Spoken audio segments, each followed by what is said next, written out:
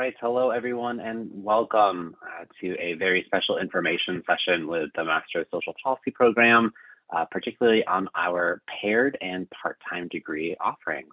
I'm Dan Ferris. I use he, him pronouns. I'm the Assistant Dean for Policy Initiatives at the Brown School, an Assistant Professor of Practice, and I also lead training and education initiatives at the Social Policy Institute.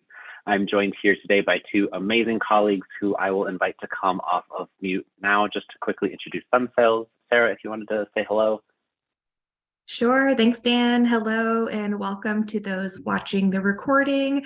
My name is Sarah Birch. I use she, her pronouns, and I have the pleasure of being an Associate Director of Admissions and Recruitment for the Brown School. Happy to answer any questions that that come to mind when it comes to the application process. And then I'll kick it over to Zizi to introduce herself. Thank you, Sarah and Dan. Good evening, good morning, good afternoon, everyone. I'm Zizi Shili. I use she, her, hers pronouns. I'm currently the manager of global programs at the Brown School, but I'm also working closely with Master of Social Policy team. Very happy to be here and hopefully this section will be helpful for you to consider our amazing MSP program. Welcome, everyone. Absolutely. And as folks and attendees are continuing to hop in, we're just getting started, so you haven't missed anything just quite yet. We're just doing a quick introduction, but so glad you're here, whether you're here with us now or enjoying the recording at a later date. So welcome, welcome, welcome. So I'll talk just a little bit about the Brown School and social policy and the MSP program, and then turn things over to my amazing colleagues. So the Brown School has a long-standing tradition and reputation for leadership in social policy, and particularly from a social work lens through curriculum, a wide range of career services and internship opportunities, over 15 unique research centers at the Brown School alone, many of which do direct policy work or tied to policy, and incredible faculty leadership, faculty who have diverse careers working in policy research, policy practice here in St. Louis, in the United States, and around the world. But it's also, I think, important and helpful just to do a little bit of term definition as we're getting started, just so we know we're all on the same page. So what is and why is social policy the focus of the Brown School? So we think about social policy focusing on being cross-discipline and looking at sustainable solutions for real-world problems. Really, the aim for social policy is to develop and promote public policy grounded in equity, addressing human needs across the lifespan. Social policy is really concerned with process as much as outcomes, and really looking at if equitable and community policy processes lead to better outcomes for communities and populations. We also use frameworks and lenses grounded in social work and public health to build on a field of policy that has more historical roots in political science, economics, and public administration. And so we are very excited for you to be here and interested and engaged in utilizing social policy as a lever, as a tool, as a mechanism for advancing social change, social justice, and equity in the work that you're interested in doing in the future. Briefly, some of the things that have been going on in policy, if you've been following the news, not too long ago, the General Assembly convened global leaders to address climate change, which was closely followed by COP27 held in Egypt, which advanced a new loss and damage fund between nations. The US House and Senate had passed a temporary spending bill just a little bit of time ago, but now government funding looms and is looking at December 16th for a potential shutdown. The Biden administration announced plans to end hunger in the United States by 2030. And then right here in Missouri, advocates are suing to overturn a law that was passed during the last legislative session that criminalizes the unhoused utilizing state-owned property. So we rattled these off because very clearly it's a critical time for working in policy and advancing policy research, knowledge, and practice. And so we look at policy being a tremendous opportunity and a tremendous tool. So built within these things, it's clearly an incredible time to be building skills, knowledge, and network in policy, whether your interests are more around advocacy and activism, analysis and research, or more administration and management. The MSP is specifically designed to equip the next generation of policy leaders with what's needed to make an impact. So I'll talk a little bit about this program and what it consists of, and then we will talk a little bit more about some of the students who've gone through the program and what they're doing now. So the program itself is 31 new credits, typically completed during 1 year study, and those are made up of 5 foundation courses, 3 electives, an internship or internship credits, and then short intensive courses. There are multiple pathways into policy, but I think what I'd really like to emphasize here, the vision of the MSP program is to bring together students with graduate training in diverse fields and with wide-ranging interests and experiences to both learn and practice policy together with the shared goal of equity and social change. So the MSP is available to Brown School students in the MSW MPH program, law students through a JD joint degree. We have an incredible set of global partner universities. So global is really embedded in this degree program in terms of our student body and our perspectives. And then what we're talking about tonight, we have a paired degree opportunity, which is really designed for students who have completed graduate coursework previously and have spent some time professionally to then be bringing those experiences and those lenses and frameworks into the policy program. So what programs, you might ask or wonder, so we are really expansive in our definition of policy. And so hard pressed to think of and name fields and disciplines that don't have some intersection or overlap with policy. You can even think, when we cross the street, we're interacting with hundreds, if not thousands, of policy decisions that have been made over the years.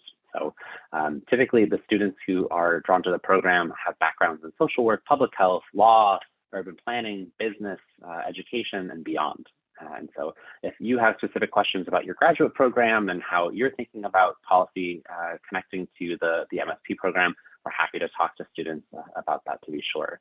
And why? What brings students to the program? It's, again, to develop specific skills, knowledge, and network, largely around the translation of research, impactful advocacy, and then, of course, deepening your subject matter and policy field expertise. I mentioned foundation classes, so we won't spend too much time here, but just to bring to life a little bit the 5 foundation areas of the social policy program. These are very much in alignment with top social and public policy programs around the country. So the courses themselves are consistent. It's the approach, the framework, the lenses that are uniquely Brown School here.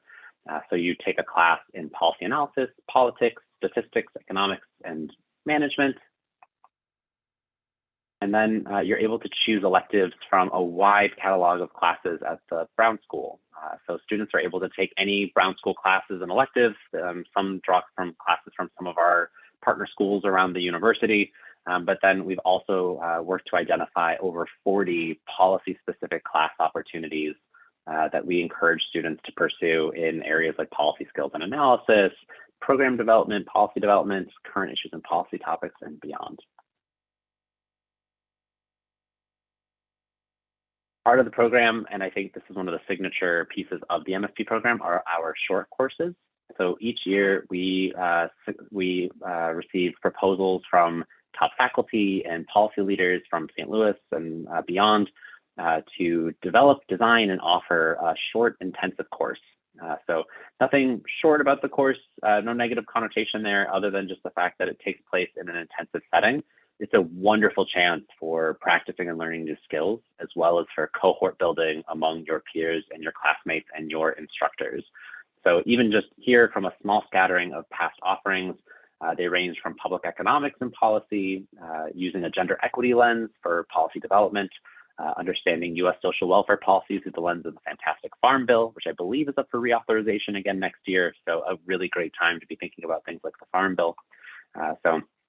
Also, we're grounded and we're so glad to partner with global partner universities on an annual summer internship, which have featured classes like comparative education policy and social entrepreneurship policy most recently.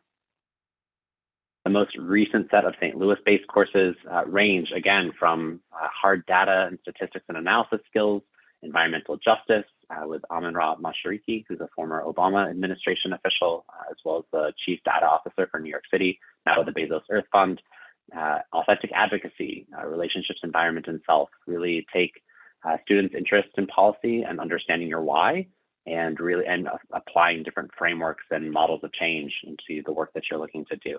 So each year there'll be some continuity around classes, but always wanting these to be timely and having some familiar and some new offerings in each coming year. And then what does this all cultivate, or what does this all cultivate? What does this all culminate in? Excuse me. So a full-time 3-credit internship where students are implementing what they learn in the classroom in real-world policy environments. This can look a number of different ways, and again, in reflection and embrace of the diverse student backgrounds and experiences and circumstances that bring them into the program. And so we've had students do research-focused internships, right here at the Brown School and at WashU, do things with government, with nonprofits and NGOs in Washington, D.C., and Chicago, working internationally. And so you work closely with an Office of Field Education and the program to identify opportunities to network throughout the year, to build your your platform and what you're interested in doing, and then to carry that forward into the future. One important piece that I will mention here: what do policy internships look like? What do policy careers look like? So the idea here, again, is that students are practicing and implementing various policy settings, think tanks and research, elected offices, advocacy and community nonprofits, specific skills that are gained in courses that are really critical and to your advancement as a policy researcher, as an advocate, as an activist, and then actually having the chance to apply those in real world settings. We have some pretty terrific examples of where students have done their internships previously: the Federal Reserve Bank of St. Louis, Centers of Research, NAMI St. Louis, ranging to Berkshire Hathaway, the Chicago Community Trust, Congress members' offices. So, as we kind of think about, and as you think about why the MSP program, you can think about the opportunities that our students have taken advantage of previously, and how you can utilize both the coursework but then the internship opportunity to really practice and to advance your career in policy change. Also, in regards to the sequencing, so in addition to the 1-year full-time model, we also do have students able to complete the program in a part-time or per credit option. And so the program requirements, whether you are a dual degree student, a joint degree student, one of our global partner university students, paired degree, part-time, full-time, are the same. So it's still 31 new credits across the same course requirements.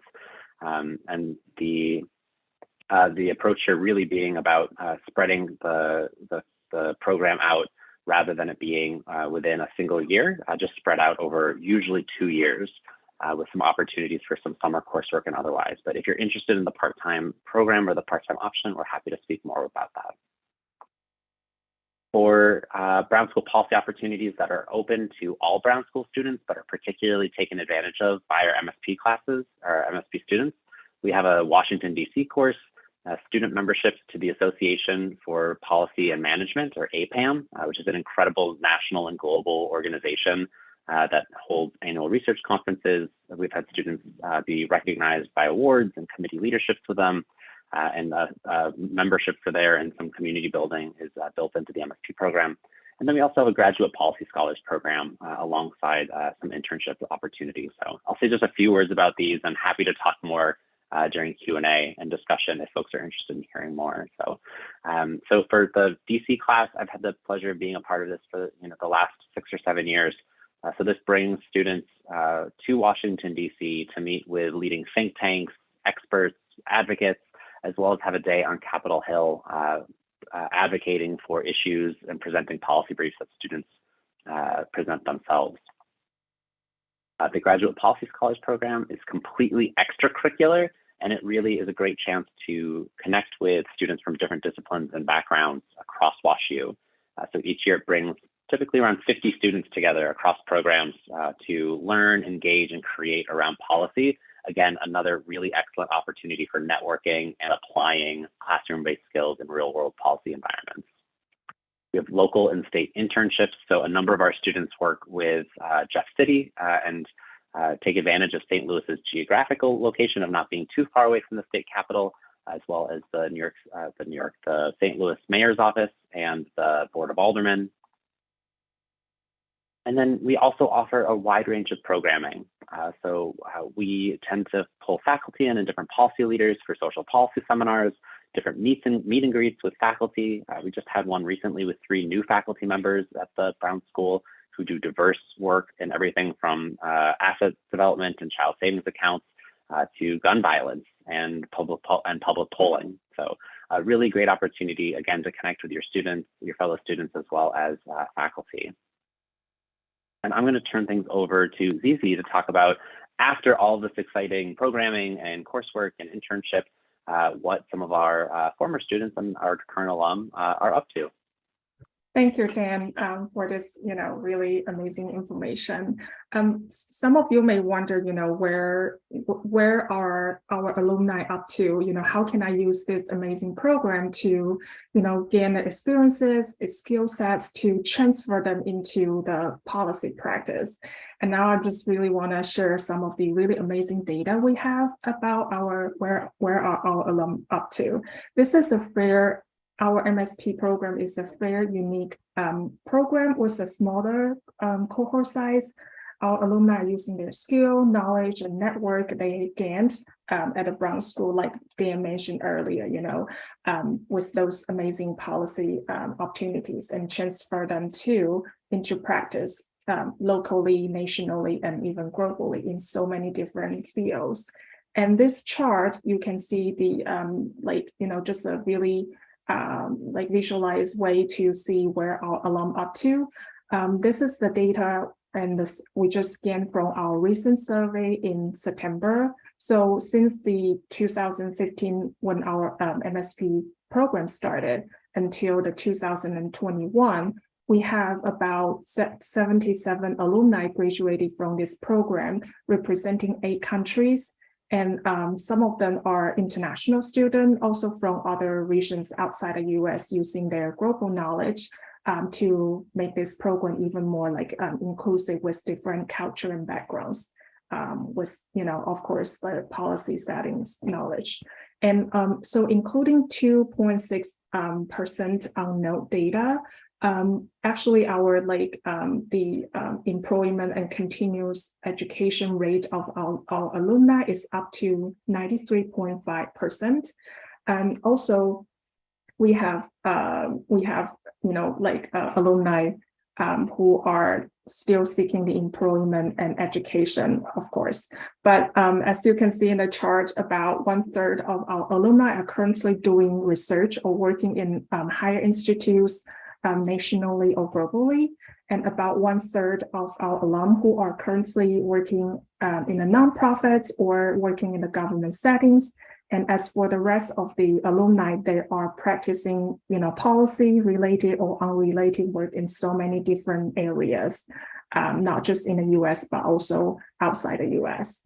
Next slide, please.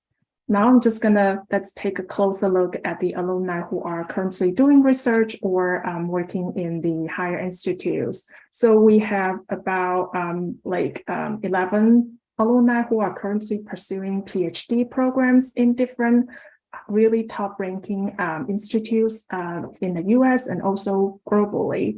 And we also have 1 alum who are currently doing the postdoc fellowship, and also 8 alum who are currently doing research related work, and 4 alumni who are currently doing the administrative work in this higher education settings. Next slide, please. So except for the alum who are currently working in or researching in the higher institutes, we have other alumni who are, transferring their policy skills in so many different fields. You can see these are amazing employee samples we gather from our alumni surveys. For example, we have a global alum who was originally from our global partner university and who is currently doing the policy, tax policy related work at KPMG.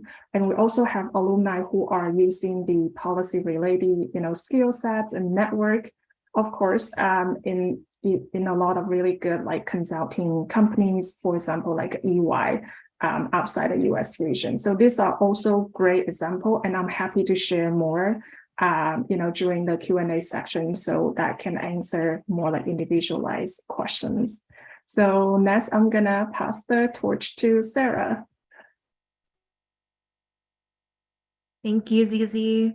And of course, in true work from home fashion, have a furry friend who is making an appearance too, so I apologize. But just to speak briefly on the application process. So these, as you'll see on the screen, are the different application requirements for the MSP program.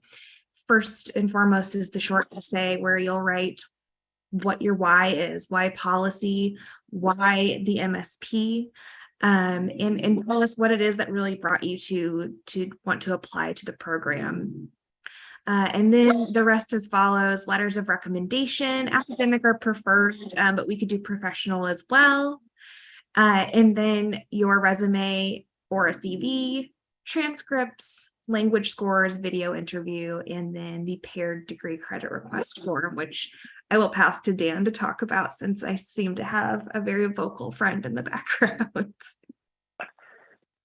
At all, Sarah. Thanks for walking us through. So the request form is pretty straightforward, and again, using the broad kind of lens of what we consider to be connected and in relation to policy. What we're hoping for here is for our paired degree applicants to really think critically about the coursework that you've taken in your previous graduate studies, and connect it to the MSP program and some of our foundation areas. So applicants have and will continue to link previous courses in obviously things like policy analysis or political science, but also things like management and research, economics, statistics and data, business development, entrepreneurship, program development. So the idea here is that we're really thinking holistically about what we want to see students bringing into the program, in terms of the graduate level coursework that they're connecting to their policy level. So students are count 12 of these credits towards their MSP program. You can submit up to 18 credits just for consideration if you'd like to have a couple of other classes on there for the school to consider, but only 12 credits are required. So if you feel pretty good about your 12 credits, that's totally fine. And if you have questions or any concerns whatsoever about what would be recognized, we're more than happy to speak to students on a one-on-one basis or to talk about that further. Now that I have some silence behind me too, I also just want to offer that if you do have any questions about the application process at all, for those of you who are watching this live, you may know that our priority consideration deadline is tomorrow, December 1st, but we still accept applications through to our next deadline of March 1. And so because of that rolling admissions basis, that's not a hard deadline. We want you to submit your application when you're good and ready and feel really good about your application. And if that means talking through some of those components with one of the team members from the Office of Admissions, or Dan or Zizi, please feel free to reach out to us or ask us questions now, because that's where we're at in the session. Yeah, thank you, Sarah. Thank you, Zizi. Thank you, interested prospective students who are with us here now, as well as those catching the recording. We'll stop the recording now just as we'll have a little bit of discussion here on the end with the folks who are here. But if you're watching the recording and have questions for us, please don't hesitate to reach out either to myself, to Zizi, to the Brown School admissions team, and we'll look forward to connecting with you and hopefully welcoming you to the MSP program in Brown School soon. Thanks so much.